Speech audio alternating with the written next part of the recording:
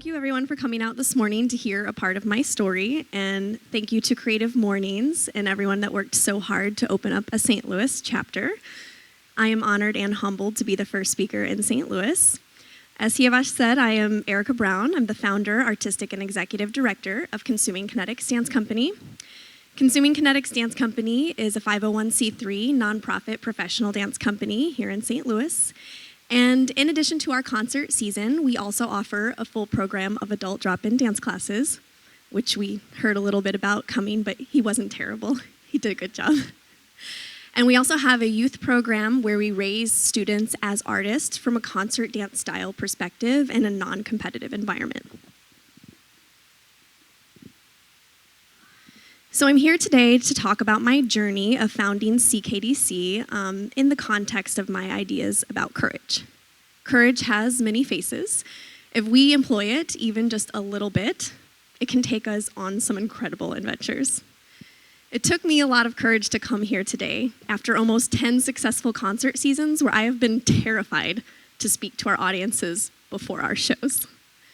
In high school and even in undergrad, I actually liked speech class. I loved to write, and I was very outgoing, so it was a good combination.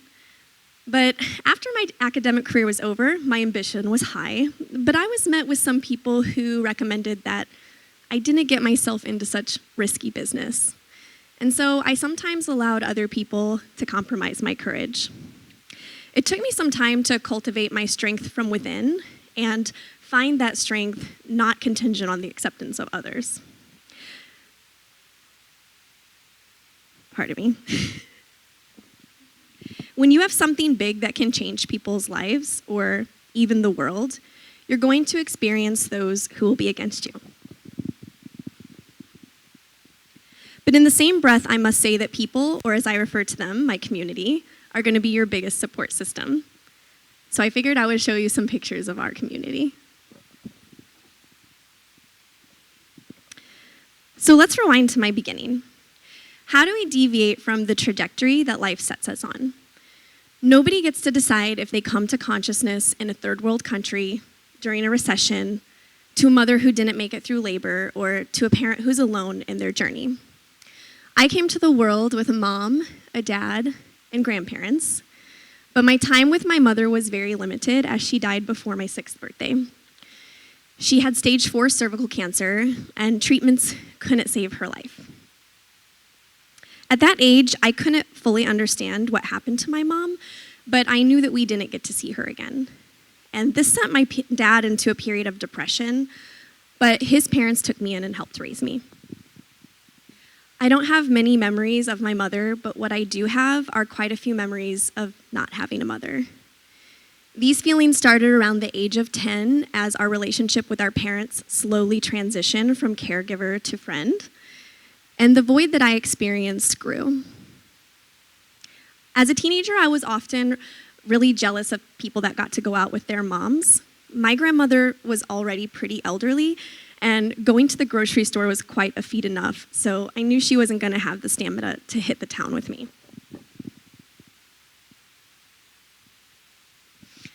So my trajectory was aimed for destruction, self-doubt, depression, the why me feelings. I was a victim. I had unhealthy relationships with men in my life because I was afraid of having to deal with loss again. And I found my way, but it wasn't without kicking and screaming.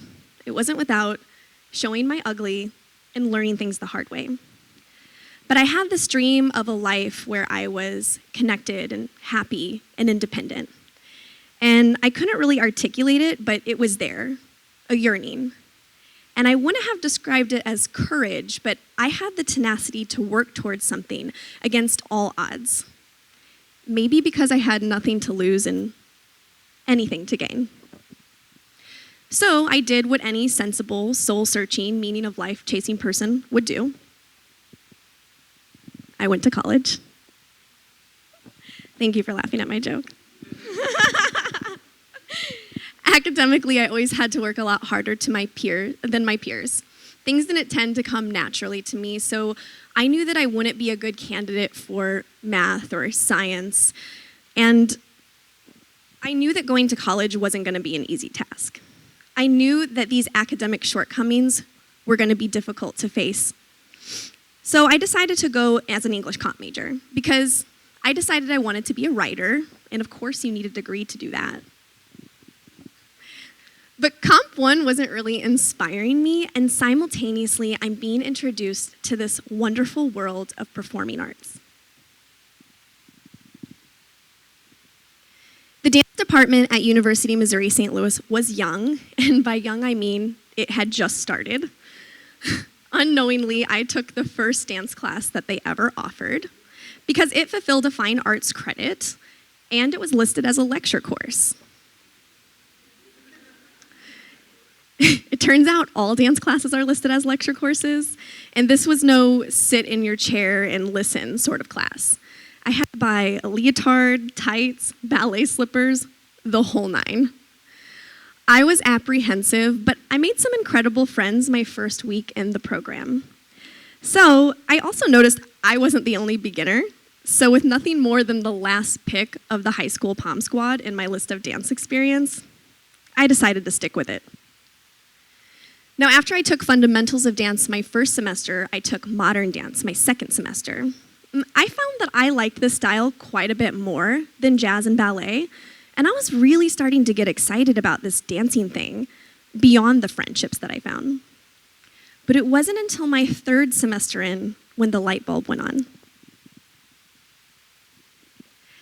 I took dance composition, and I was like, wait a minute.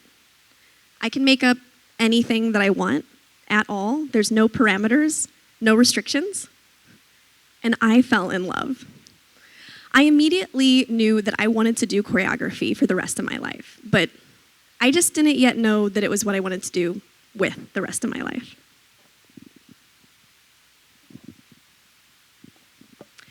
My first professor, although a hard ass, I credit for making me a dancer. Without her strict and sometimes abusive approach, I wouldn't be where I am today. My second professor became my mentor, Rob Scoggins. Rob came to the program after about 2 years. He believed in me and he helped me harness my potential. Rob had a good eye for talent and he was very good at nurturing young artists. Before him, I was advised to not apply for school in California because I would never have any opportunities among the other, more talented students. But after him, I was convinced that I could do anything that I wanted, and I could do it well. As the first in my family to go to university, I didn't have the resources that I needed. I could have applied for several scholarships that no one educated me about, not even my academic advisors. And in addition to working multiple part-time jobs, I took out the maximum I could borrow every semester. I lived off of it. And then I graduated with an arts degree and over $100,000 in student loan debt. But honestly, I couldn't be more grateful for the experience. When I finished college, I knew that I needed an outlet to continue choreographing, so I started calling studios to see who was hiring, and I got a job teaching dance at a small studio in Maplewood. This business also accepted my offer to teach some hours in exchange for my time in rehearsal. So I bartered my teaching salary to start my dance company. Now at first, Consuming Kinetics Dance Company was nothing more than a club. It was just a group of my friends, adults, who all wanted to continue dancing post-college. And some of them didn't even go to school for dance. We didn't get paid or charged for our performance services. It was something that we just did because we loved it and we wanted to. But we still referred to ourselves as a dance company and used official language because fake it till you make it, right? Over time, many more adults wanted to work with us, but they didn't want to perform. They actually just wanted to come in and take our warm-up class before we started rehearsal. Now, back in 2009, when my project started, I didn't know of any places that you could take dance classes in St. Louis. In fact, I had even invested another 2 years in my education to complete the somatic certificate at Washington University under the direction of David Marchant. I didn't know of anywhere else that I could go continue to learn about or train in dance. Especially with my limited years of experience. Now, speaking of experience, my dad instilled a love of travel in me at a young age, and it followed me to adulthood, where I take our annual road trip out west. I enjoy the national parks, the big cities, and by 2010, I had this idea. Maybe I should look up dance companies. And sure enough, there were so many places to take dance classes out there. Everything from studios that were established just to provide dance classes for adults to professional companies that offered a program much like CKDC does now. So the focus of my annual trip shifted. I did market research, I brought ideas back home, and I implemented them in the best way that I could with the resources that I had. As sole proprietor, I started officially offering a program of dance in 2011, and by 2012, we outgrew our little studio in Maplewood, and we moved to the Patch neighborhood. The Magic Hat was the name of the building, and it housed Melt. You guys might remember that restaurant. It later moved to the Cherokee District. The Magic Hat recruited individual artists under the direction of Jenny B. Gypsy. Now, the point was to move in artists of all trade, textile artists, sculptors, painters, hair, makeup, dance, anything. But sadly, we noticed that our growing audience of class participants didn't want to make the trek across town to hang out in a neighborhood that we were hoping to revitalize. So what was supposed to be a move for growth ended up being proof that we needed a more central location to serve our community. And with this on my mind, I retired to my apartment in the West End every night, until one night, I noticed that a Pilates studio was opening. I made connection to discover that they had built a ballroom dance floor, and they were offering tango classes. So I had a look at the space, and I proposed to move my business in on a sub-rental agreement to add and expand to their dance programming. Once approved, all of our clients returned, eventually in droves, and that's when the real growth started. It was in this studio where we applied for and received our 501c3 nonprofit status. It was in this space where I humbly transitioned from owner to founder. Everything was going well until one evening, without notice, our sub-rental agreement was terminated. We were scheduled to have classes that evening, but we were asked to not report to the space. It was April 30th, 2015, and I affectionately refer to that as our Independence Day. See, we had long since outgrown the space, and working under the rules and the regulations of another business posed many challenges. If it weren't for being kicked out, we might have stayed under the wing of that business forever, complacent. Our name would have always been hidden under theirs, and our hard work and our effort would have always been partially credited to them. We would have been encouraged to spend our money in the way that they saw fit. In one of my favorite books, You Are a Badass, written by Jen Sincero, she says, "On the other side of your fear is your freedom." And April 30th, 2015 was a turning point like none other. I had to decide if I was going to fight the good fight. Was I going to give it my all like I never had before? Take out the business loan, assume the risk, hire more employees? Which a lot of you don't know this, but even as a nonprofit, we pay a lot of taxes. Some people know that. Someone in the back has a nonprofit. The cost associated with just having one single employee is equivalent to the entire salary of just having another contractor. Was I going to work day and night and give up any social life that I had been holding on to keep this dream afloat?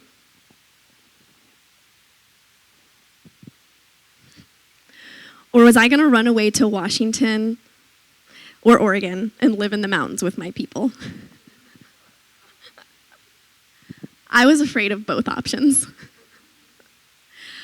But I often say that there's only one thing that I love more than open roads and landscapes, and that's community. The people kept me here. I was feeling defeated. I didn't know which direction my life should go, but I had dozens of people reach out and say, "You're not giving up. How can we help?" And those weren't empty promises. These friends and clients, quite literally, followed us around St. Louis as we rented from almost 4 different facilities that summer. And I say almost 4 because one of the rental situations was such a bad fit for us that we had to move back to the previous renter for another month. The goal was to find a new home, but in the meantime, the backup plan was to just find a decent place to rent for a while in case finding a new home wasn't in the cards. Now, the cost of renting hourly was astronomical, and it quickly ate up our bank account, rendering me a period where I didn't receive a paycheck. Now, every business owner has to deal with this at some point or another, but you would hope that you're past that by your 6th year in business, or you might need to start questioning your sustainability. It was an uphill battle, to say the least, but it was one worth fighting. Not to mention, it's a lot easier when you feel like you have the most powerful army marching beside you. I am not alone in my journey to make CKDC a success, as you can see, even though I'm a nerd. My dad wrote that. The clients who asked me, how can I help, assisted us in the search for a new home. And when we settled on one, they showed up to do carpentry work and help us build our studio floor, even if they had never done that type of work before. And I was connected to the space that we finally made our home by someone that I previously worked as director of marketing for. Achieving your deepest desires takes a village. Never underestimate the power of people. Here are some more great examples of our community. On the other end, you might find that there will be snakes in your business. You might find people that wish to get close to you for selfish reasons that aren't revealed for months or sometimes years. The ones who put your nonprofit out on the street. The ones who become too possessive of your work or copy your business plan and steal your clients. I've heard so many stories from small business owners and founders of nonprofits. You see, starting something is just not for the faint of heart. Which reminds me of my original idea about courage. Mine is invested through a feeling of support, but you can't always rely on other people to find your courage. You must have it within you, and you must constantly reevaluate who supports your passion. And you're not going to be a perfect judge of character. You can't be overly possessive about your operations in fear of someone becoming a competitor. People may use you, and you just take all those lessons, and you continue to be the example. Because all that attention really means is that you are doing something very right. Right enough that other people are noticing you and your work, and they want to be a part of it. On the wall in the bathroom of one of my favorite vegan restaurants, Sweet Art, there's a quote that says, "Your life unfolds in proportion to your courage." And I believe that. I noticed that once I made my mind up, made a decision, I would relentlessly chase it until I had manifested what I was after. And now, after almost 3 years in our new scary location, with only $11,000 left on our build-out loan, we are still growing. We are dominating the market. We are bringing people together, and we are transforming lives. We are innovating dance in St. Louis, and we are redefining what it means to be a dancer. We are showing this city how dance can truly be immersed in a community. And we're doing it with open hearts and open minds. But not without caution. Sometimes being courageous is about saying no. Remember the people that gave you a reason to not be courageous? Stop taking their advice. Stop listening to the naysayers. Let go of toxic friendships and business relationships. Everyone will be so quick to tell you what a mistake you are making when you finally take the leap and you start following your passion and your dreams. And some of that is honest. They honestly want to protect you. And some of it is jealousy, because they're not ready to take this leap. So people always refer to survivors of cancer or individual facing terminal illness as courageous. But if you ask any of these patients about courage, they will just tell you they were just normal people. Much like my mom, who fought as long as she could. She was one of the most courageous women I know. But to me, she was just my mom. And in her normalcy was her beauty. She didn't have an unusual amount of courage. It took her facing the end of her life to fight. but tomorrow is not guaranteed. And we don't always get a warning or a diagnosis to know that. So you have no other choice than to be courageous. You only have this one life to live. What do you want to do with it? Thank you so much for your time.